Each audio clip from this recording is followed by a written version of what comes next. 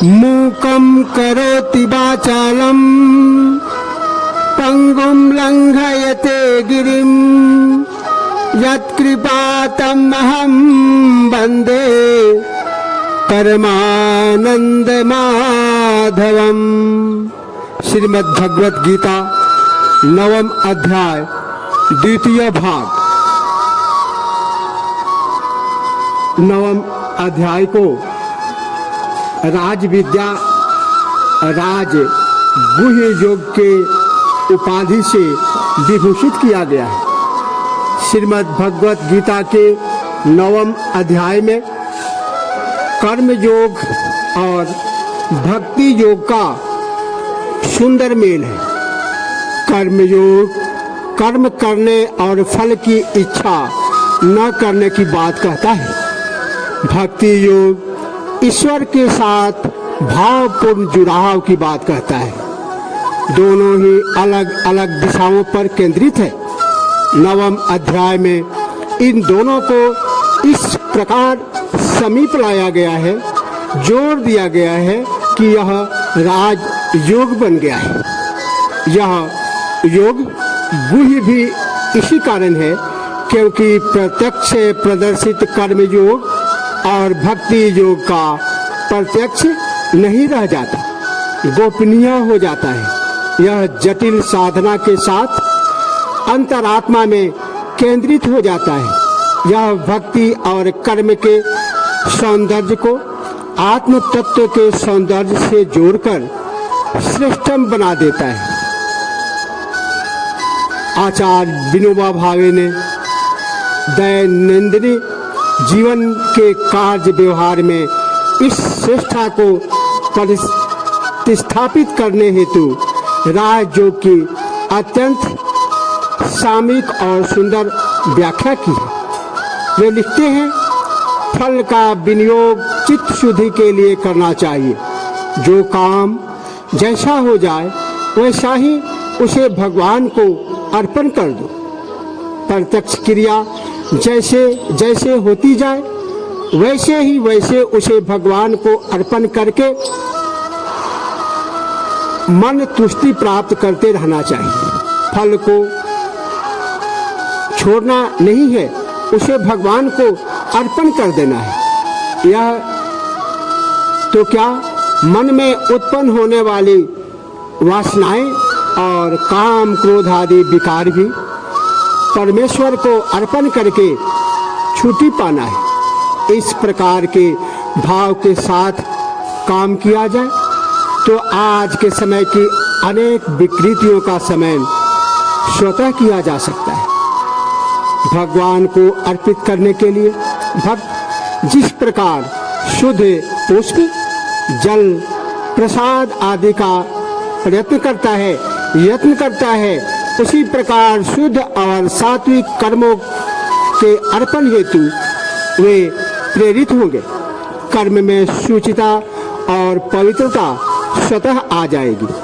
शरीर की प्रत्येक इंद्रिय द्वारा किया गया कार्य ईश्वर को अर्पण किया जाना है। यह मन में रखकर कार्य करना ही राजयोग है।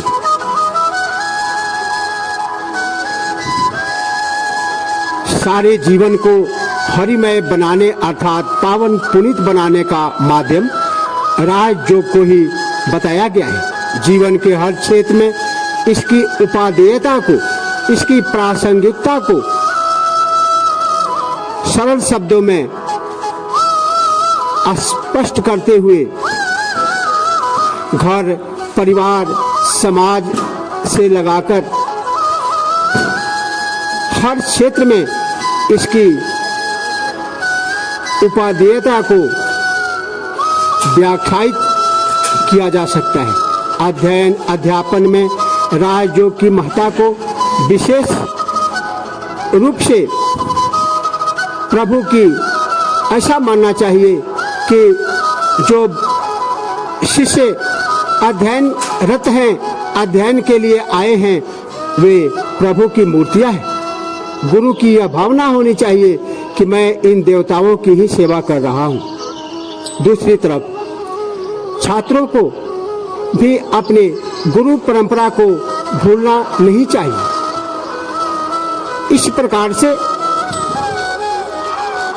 अन्य क्षेत्र में भी हम जिस प्रकार के जो कर्म करते हैं उसी में भगवान के स्वरूप का दर्शन करते हुए भगवान सर्वत्र हैं, वे हमारे हर कर्मों को देख रहे हैं, हमारा मूल्यांकन कर रहे हैं। ऐसा विचार यदि मन में होगा तो त्रुटियां कम होगी। इस अध्याय में 20 से 25 श्लोक तक सकाम और निष्काम उपासना का फल और 26 से 34 श्लोक तक निष्काम भगवत भक्ति की महिमा का वर्णन किया जाना अभीष्ट है। श्री भगवान श्री कृष्ण के द्वारा बताया गया है कि त्रैविद्या मां सोमपः पूत पापा यज्ञैरिष्टवा स्वर्गतिं प्रार्थयन्ते ते पुण्यमासाद्य सुरेन्द्रलोका मस्नन्ति दिव्या नंदिवदेव भोगा। तीनों वेदों द्वारा विधानित सकाम कर्मों के कर्ता सोम रस पान करने वाले निष्पाप पुण्यात्मा पुरुष मुझको यज्ञों के द्वारा पूजकर स्वर्ग की प्राप्ति चाहते हैं। वे पुरुष स्वयं के पुण्य फल स्वरूप स्वर्ग लोक को प्राप्त करके स्वर्ग में दिव्य देव भोगों का भोग सुख प्राप्त करते हैं। ते तम भुक्त्वा स्वर्गलोकम विशालम क्षीणे पुण्ये मर्त्यलोकम विशन्ति एवं त्रयी धर्म मनुप्रपन्ना गता गतम काम कामा लभन्ते। वे पुण्यात्मा उस विशाल एवं दिव्य स्वर्ग लोक के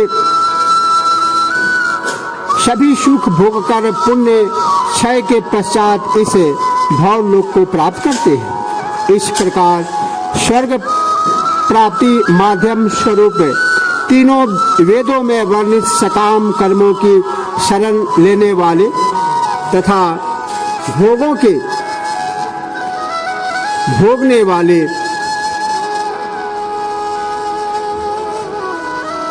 इस प्रकार स्वर्ग प्राप्ति माध्यम स्वरूप तीनों वेदों में वर्णित सकाम कर्मों का शरण लेने वाले तथा भोगों के कामनाधारी मनुष्य बार बार जीवन मृत्यु गति प्राप्त करते हैं, अर्थात पुण्य प्रभाव बस स्वर्ग प्राप्त करते हैं तथा पुण्य क्षय होने पर भूलोक में जन्म लेते हैं।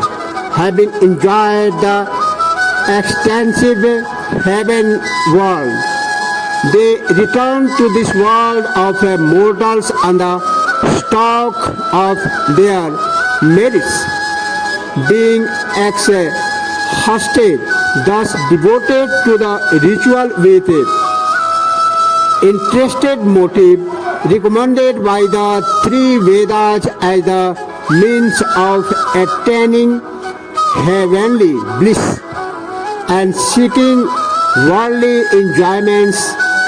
They repeatedly come and go. Ananda Shintayanto Mam Ye Jana Parjupasate तेषां नित्याभियुक्तानां योगक्षेमं वहाम्यहम्।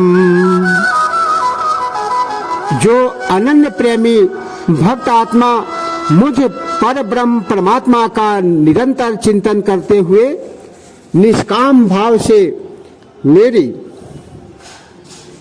निष्काम भाव से मेरी उपासना करते हैं, ऐसे नित्य निरंतर मेरा ध्यान करने वाले भक्तों के योगक्षेम मैं स्वयं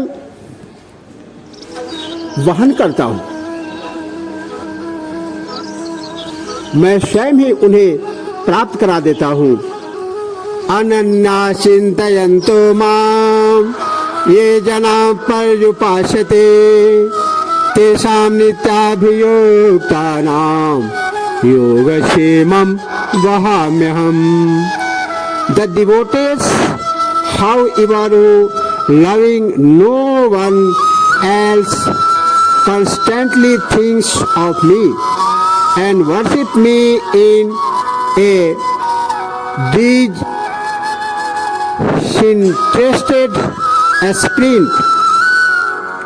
To those ever united in thought with me, I bring full security and personally attend to their needs.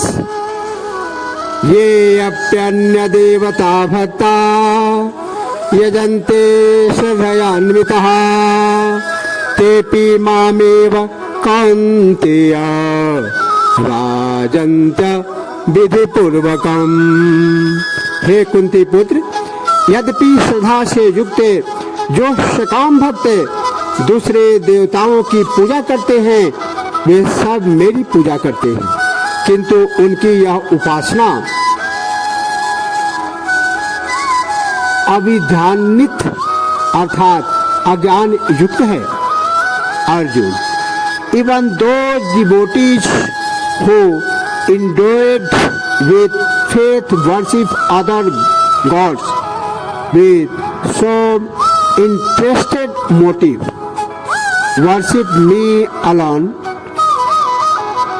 thought with a mistaken approach. अहम ही सर्वज्ञानां भोक्ता च प्रभुरेव च न तो मामभिजानन्ति तत्त्वेन कश्चन वन्वति ते। अहम ही सर्वज्ञानां भोक्ता च प्रभुरेव च न तो मामभिजानन्ति तत्त्वेन कश्चवन्ति ते। क्योंकि मैं ही सभी भक्तों का भोक्ता, उपभोक्ता, स्वामी एवं अधिष्ठाता हूँ, किंतु वे मुझ परमात्मा को तात्विक स्वरूप में न जानने के कारण जन्म मृत्यु के बंधन में ग्रसे रहते हैं। For I am the enjoyer and also the Lord of all sacrifices, but they who do not know me in reality as the supreme deity, they fall, return to life on earth.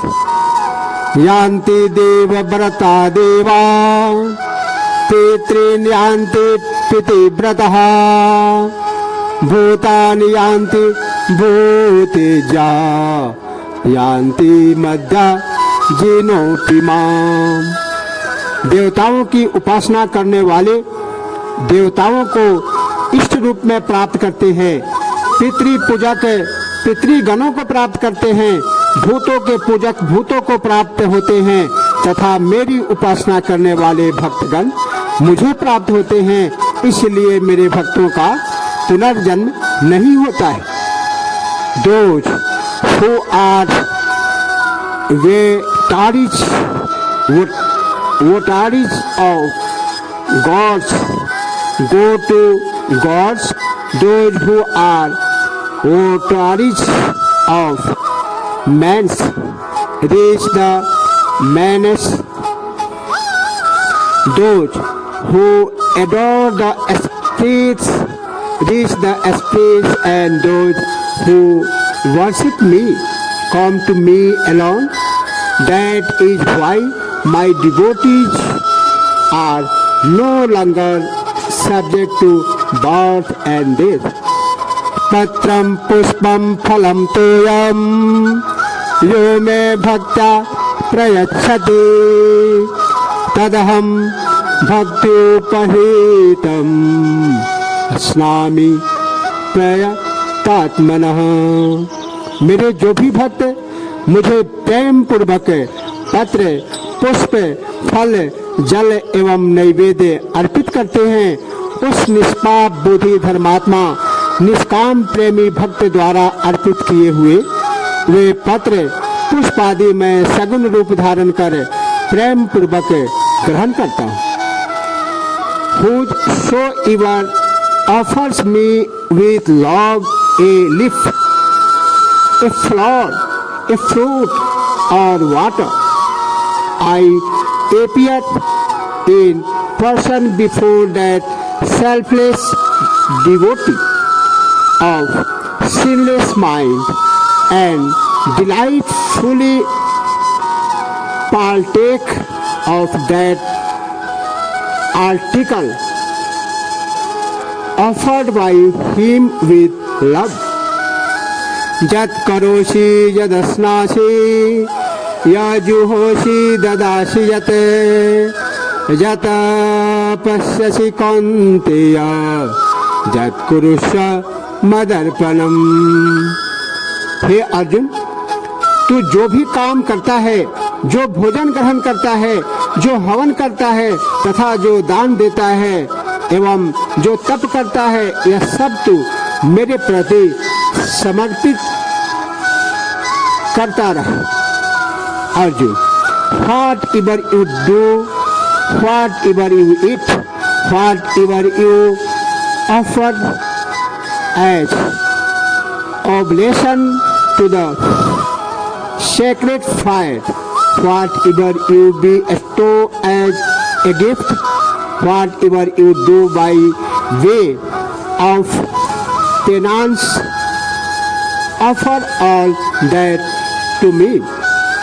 शुभाशुभ फलैरेवं मोक्षसे कर्म बंधनै संन्यास योग युक्तात्मा विमुक्तो मामुपैष्यसि।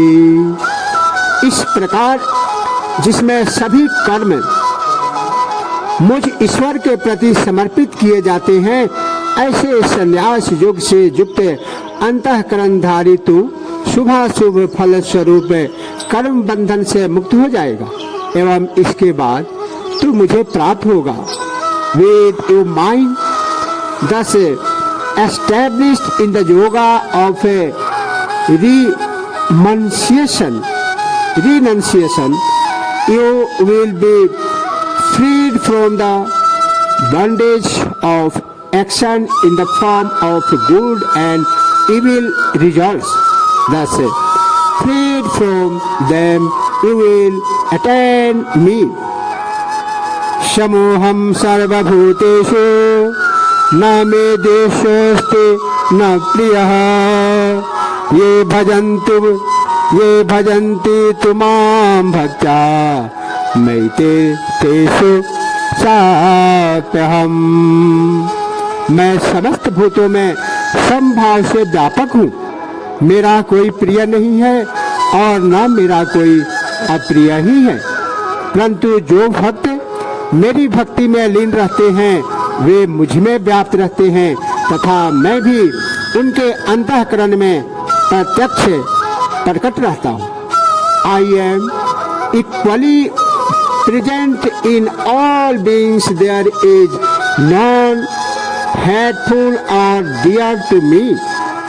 They, however, who devoutly worship me abide in me, and I too stand revealed to them.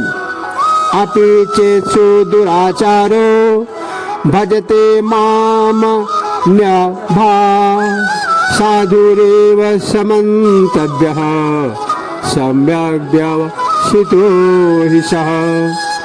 यदि कोई अत्यधिक दुराचारी पुरुष भी मेरा अनन्य भक्त होकर मेरा भजन करता है तो वह भी साधु प्रकृति का प्राणी मान्य है, क्योंकि वह यथार्थ युक्त संकल्प वाला है, अर्थात उसने पूर्ण रूप से संकल्प कर लिया है कि पर ब्रह्म परमात्मा के भजन के समान श्रेष्ठ अन्य कोई स्थिति नहीं है। Even if the vilest sinner worships me with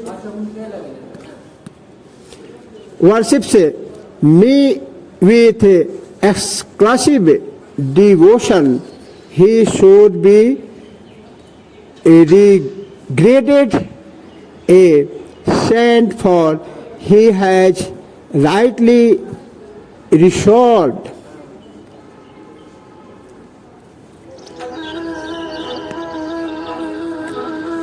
क्षिप्रम भवति धर्मात्मा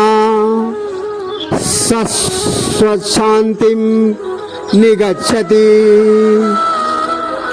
कंतेय प्रतिजानीहि न मे भक्ता प्रणश्यति।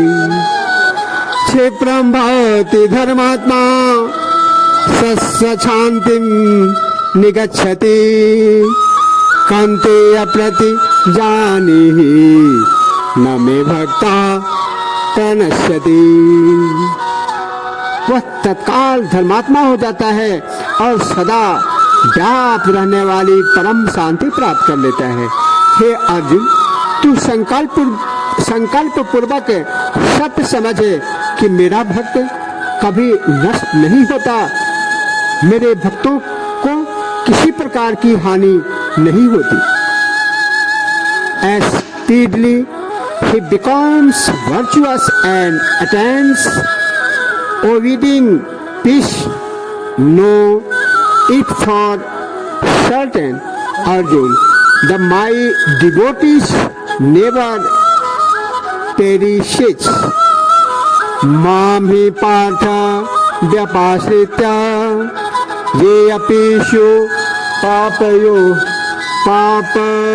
nayah श्रियो वैश्यास तथा शूद्रास ते यान्ति परम गतिम।